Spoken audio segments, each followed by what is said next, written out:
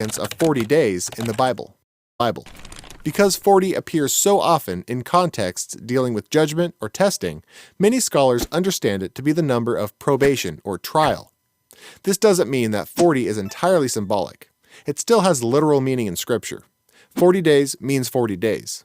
But it does seem that God has chosen that number to help emphasize times of trouble and hardship. Here are some examples of the Bible's use of the number 40 that stress the theme of testing or judgment. In the Old Testament, when God destroyed the earth with water, He caused it to rain 40 days and 40 nights.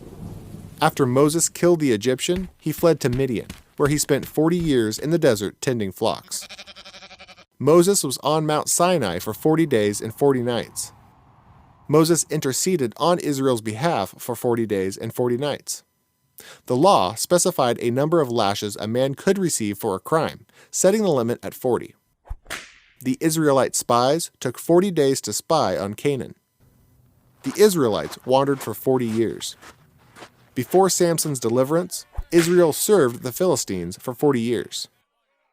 Goliath taunted Saul's army for 40 days before David arrived to slay him.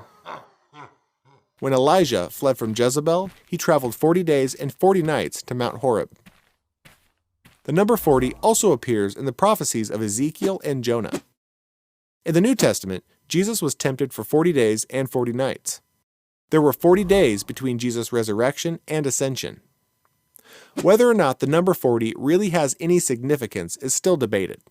The Bible definitely seems to use 40 to emphasize a spiritual truth.